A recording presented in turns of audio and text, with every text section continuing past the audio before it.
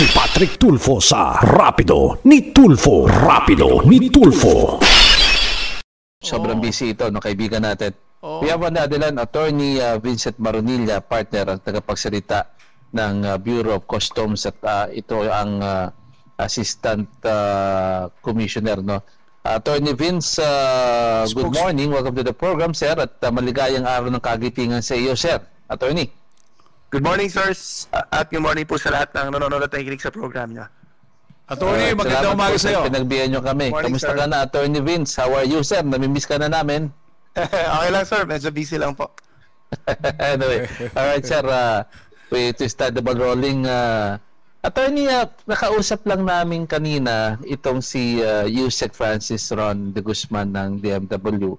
At Yes, medyo maganda po yung balita na po na binigay niya sa amin with regards to the containers that are still at the yards, at the Bureau of Customs Yard sa Davao Port, no?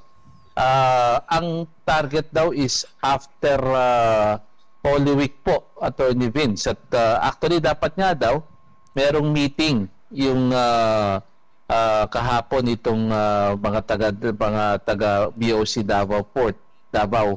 Pero na-move yata for tomorrow, Attorney Vince. Kayo po ba, sir, kasama dyan sa meeting na yan? Sir, coordination meeting muna po nila yan ng Port of Davao. But I will be informed by the Port of Davao, sir, kung ano po yung progress. Para mai-report din po namin kay Commissioner. Supposedly, sir, ang target sana namin before the Holy Week. Hindi lang ho umabot yung logistical preparations din ng DMW. So, after Holy Week po, nasa kanila na yan, no? And we'll start assisting them distributing it. Sa ngayon din po, pa-transmit na rin namin sa kanila yung isa pang batch, no, ng mga idodonate po natin na balikbayan boxes.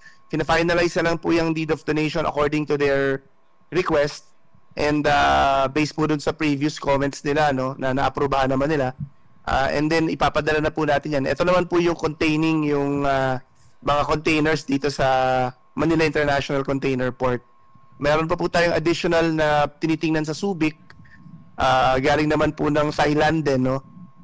Apo. Na maaaring i-donate naman po sa kanila. Ayun, alright. Attorney Vince, ito bang binabagit mo sa MICP? Ito pa rin yung tag cargo, yung kapupunan nung, I think that's a total of 25 containers na naka-spread out po sa Davao Port saka sa Manila International Container Terminal po, Attorney Vince.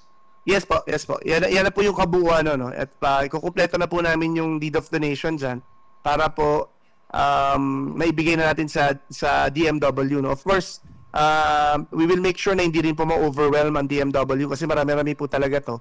So, ang sa amin lang matapos muna yung proseso ng mapunta sa kanila yung ownership through a deed of donation, and then gradually we'll assist them on how to distribute all of these containers.